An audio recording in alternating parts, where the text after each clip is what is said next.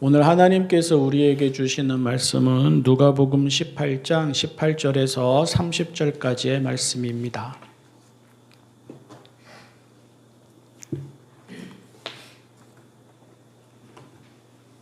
세번역 성경 신약 134쪽 누가복음 18장 18절에서 30절까지의 말씀. 어떤 지도자가 예수께 물었다. 선하신 선생님, 내가 무엇을 해야 영생을 얻겠습니까? 예수께서 그에게 말씀하셨다. 어찌하여 너는 나를 선하다고 하느냐? 하나님 한 분밖에는 선한 분이 없다. 너는 계명을 알고 있을 것이다. 간음하지 말아라, 살인하지 말아라, 도둑질하지 말아라, 거짓으로 증언하지 말아라, 내 부모를 공경하여라 하지 않았느냐? 그가 말하였다. 나는 이런 모든 것은 어려서부터 다 지켰습니다. 예수께서 이 말을 들으시고 그에게 말씀하셨다. 내게는 아직도 한 가지 부족한 것이 있다. 내가 가진 것을 다 팔아서 가난한 사람들에게 나누어 주어라. 그리하면 내가 하늘에서 보화를 차지하게 될 것이다. 그리고 와서 나를 따라라. 이 말씀을 듣고서 그는 몹시 근심하였다. 그가 큰 부자이기 때문이었다. 예수께서는 그가 근심에 사로잡힌 것을 보시고 말씀하셨다. 재물을 가진 사람이 하나님 나라에 들어가기는 참으로 어렵다. 부자가 하나님의 나라에 들어가는 것보다 낙타가 바늘귀로 들어가는 것이 더 쉽다. 이 말씀을 들은 사람들이 말하였다. 그렇다면 누가 구원을 얻을 수 있겠습니까? 예수께서 말씀하셨다. 사람은 할 수 없는 일이라도 하나님은 하실 수 있다. 베드로가 말하였다. 보십시오. 우리는 우리에게 속한 것들을 버리고서 선생님을 따라왔습니다. 예수께서 그들에게 말씀하셨다. 내가 진정으로 너희에게 말한다. 하나님의 나라를 위하여 집이나 아내나 형제나 부모나 자식을 버린 사람은 이 세상에서 여러 갑절을 받을 것이고 또한 오는 세상에서 영원한 생명을 받을 것이다. 아멘. 하나님의 뜻이니 하나님의 일이니 이렇게 말들을 하면서 재산을 바치라고 한다면 그 교회 그때부터 떠나시기 바랍니다. 믿음대로 된다든지 하나님이 채우신다든지 하면서 이런저런 것을 바치라고 하거나 이런저런 희생과 헌신을 대놓고든 은근히든 요구한다면 그 교회를 떠나십시오. 요즘은 교인들이 긍정적인 의미로는 생각할 수 있는 힘이 생겼고 부정적인 의미로는 계산할 줄도 알아서 그렇게 요구한다고 다 할 것 같지는 않지만 아직도 헌신으로 포장된 말이나 일에 따르는 경우를 종종 보게 됩니다. 또 설령 그렇게 따르게 되지 않더라도 괜히 마음이 찜찜해서 자기에게나 집안에 안 좋은 일이 일어나게 되면 그래서 그런가 보다 불안해하는 경우도 보게 됩니다. 그런데 하나님 그런 분 아니십니다. 믿음의 길 그런 길 아닙니다. 그러니 교회나 목사나 성도나 자칭 영적이라고 하는 사람이 이런저런 성경 구절을 들거나 이런저런 예화를 들면서 과도한 헌신과 희생을 요구한다면 그런 교회 떠나고 그런 사람 멀리 하십시오. 그래도 됩니다. 아니, 그래야 됩니다. 예수님이 베드로를 부르실 때 그냥 나를 따라라 하셨지 가진 것을 다 바치거나 내려놓은 후 당신을 따르라 하지 않으셨습니다. 예수님이 요한과 야고보를 부르실 때 그냥 그들을 부르셨지 아버지와 일꾼들과 배를 다 놔두거나 뒤로 한 다음 당신을 따르라 하지 않으셨습니다. 누가복음 19장에 들어가면 삭개오 이야기가 나오는데 예수님이 삭개오를 부르실 때 그냥 내 집에서 묵어야겠다 하셨지 내 집에 묵을 테니 그에 맞게 준비하고 결단하고 헌신의 상징으로 봉투 준비하고 그렇게 하면 묻겠다 하지 않으셨습니다. 물론 그들은 그렇게 했습니다. 예수님이 부르시자 베드로는 곧 그물을 내려놓고 예수님을 따라갔습니다. 요한과 야고보도 예수님이 부르시자 곧 모든 것을 뒤로하고 예수님을 따라갔습니다. 삭개오 또한 예수님이 뭐라고 말씀하지 않으셨는데도 자기의 소유의 절반을 가난한 사람들에게 주고 혹 강제로 빼앗은 것이 있다면 그것은 4배로 갚아주겠다고 하였습니다. 그들의 마음이 그러했습니다. 그들에게 예수님을 따르는 일이 그만큼 소중했습니다. 그들을 살아가게 하던 것이 아무것도 아닌 듯 여겨질 만큼, 머뭇거리거나 뒤돌아볼 겨를이 없을 만큼, 별별 소리를 다 들으면서도 악착같이 모았을 재산을 내어주는 것이 아쉽지 않을 만큼 그들에게는 예수님과 함께하는 삶이 더 소중하고 가치가 있었습니다. 그런데 그들이 그랬던 것이지 예수님이 그래야 구원에 이른다거나 그래야 제자 자격이 있다고 요구하신 것은 아니었습니다. 그래서 오늘 읽은 말씀이 조금 유별납니다. 그런 예수님이 유독 본문의 지도자에게는 내가 가진 것을 다 팔아서 가난한 사람들에게 나누어 주어라. 그리하면 내가 하늘에서 보화를 차지하게 될 것이다. 그리고 와서 나를 따라라 하셨습니다. 심지어 그가 몹시 근심하는 것을 보시고는 재물을 가진 사람이 하나님의 나라에 들어가기는 참으로 어렵다. 부자가 하나님의 나라에 들어가는 것보다 낙타가 바늘귀로 들어가는 것이 더 쉽다 하셨습니다. 아예 못을 박았습니다. 그는 안 된다는 말씀이나 다름없습니다.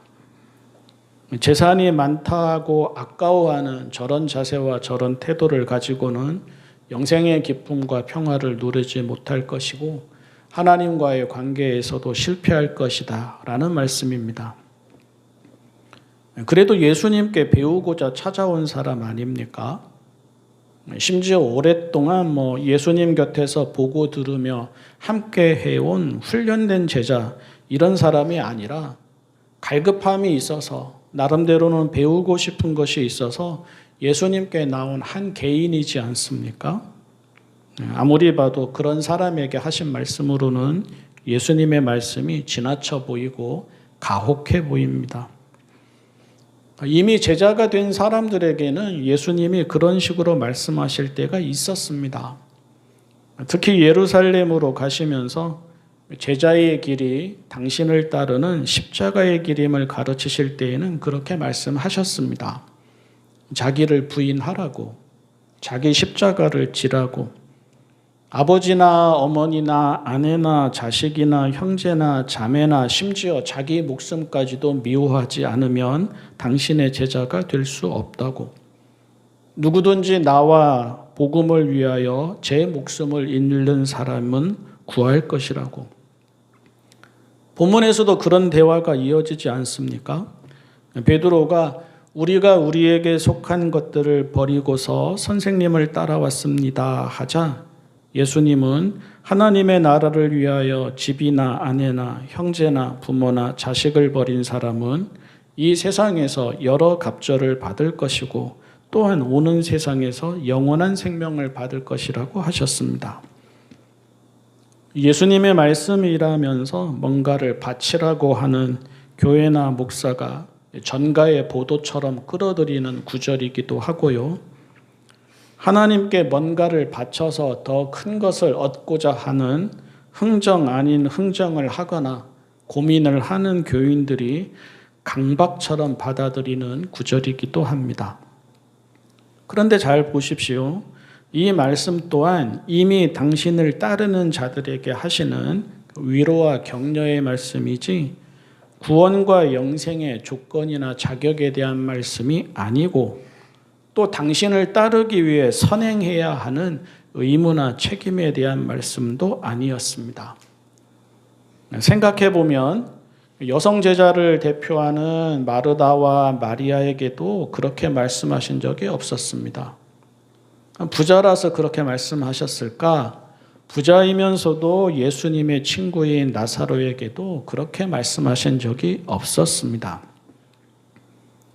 그래서 묻게 됩니다. 왜 유독 그에게는 그렇게 말씀하셨을까 하고, 예수님이 처음 만난 그에게 이렇게까지 말씀하신 의도가 어디에 있었을까 하고,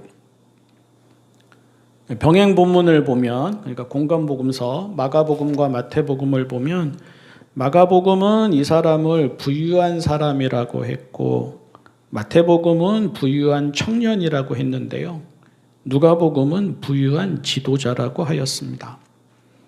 다시 말해서 누가복음은 다른 복음서보다 이 사람의 외적인 성공과 평판을 더 부각시켰다는 말입니다.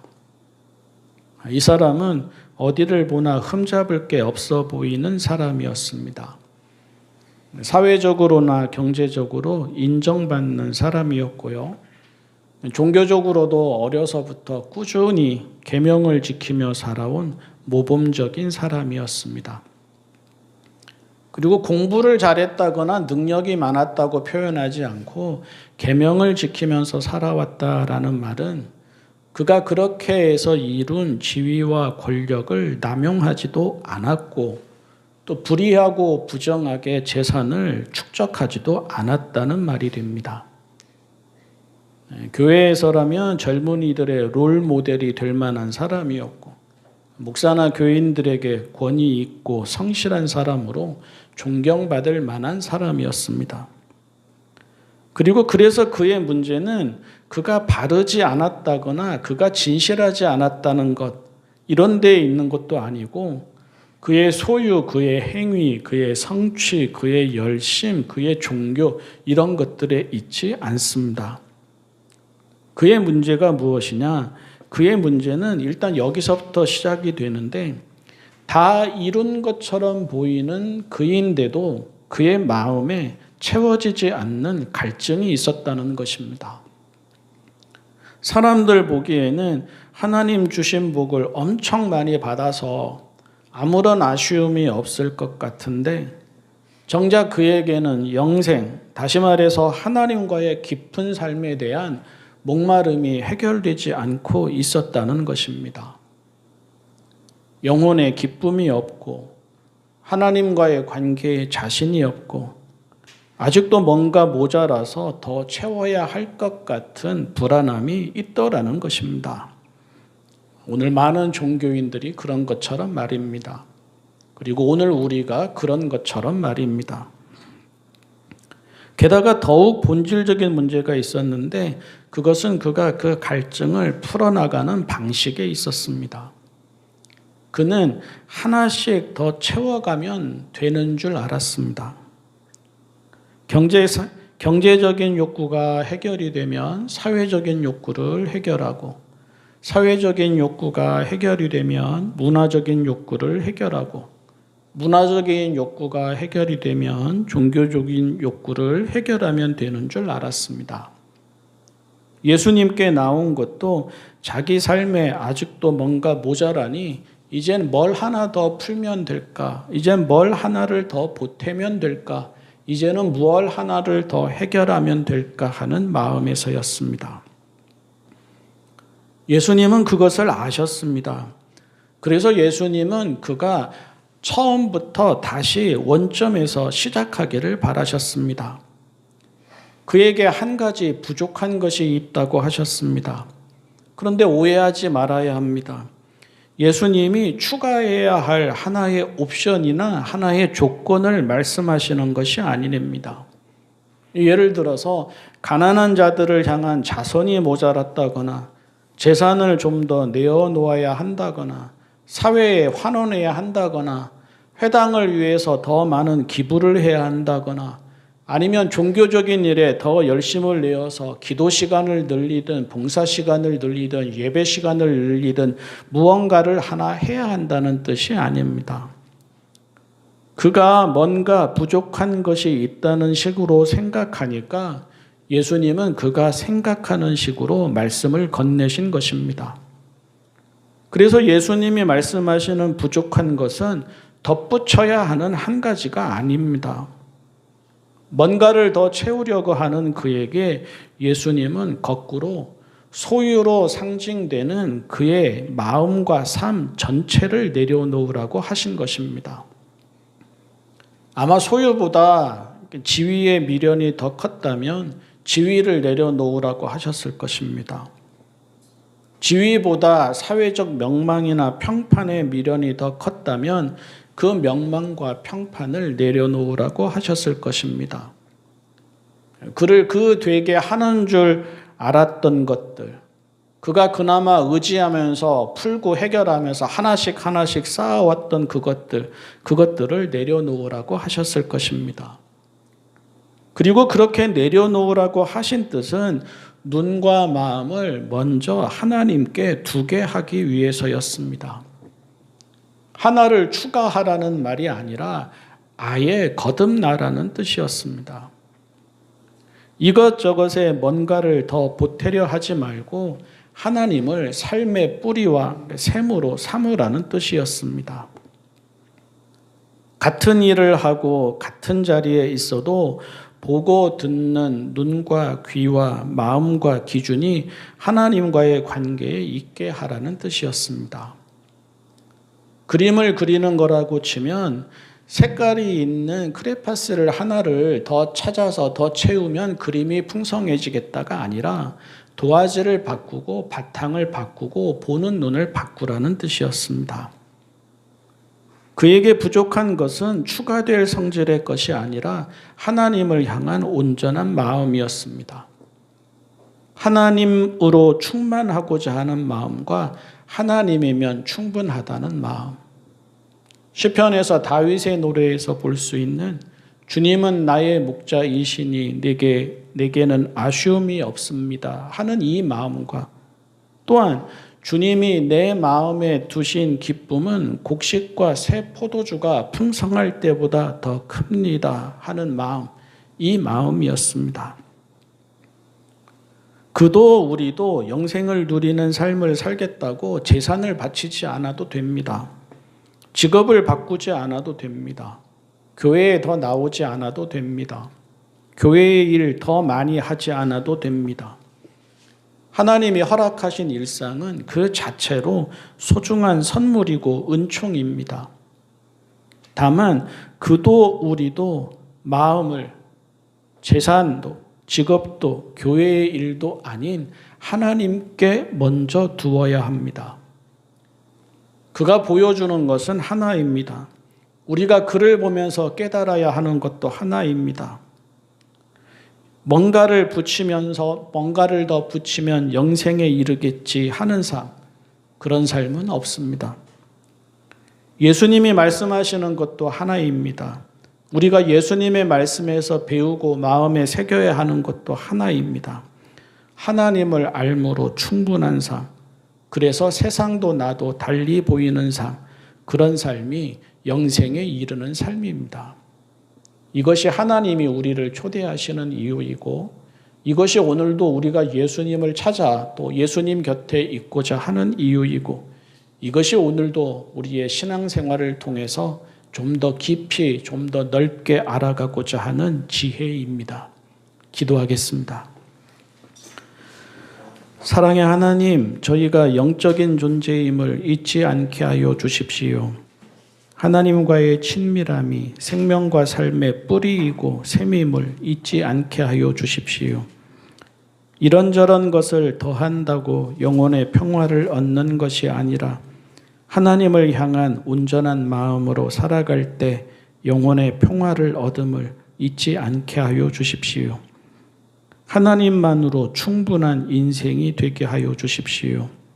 하나님으로 충만한 인생이 되게 하여 주십시오. 하나님 안에 있음으로 달리 보이고 들리는 삶을 살게 하여 주십시오. 예수님의 이름으로 기도합니다. 아멘.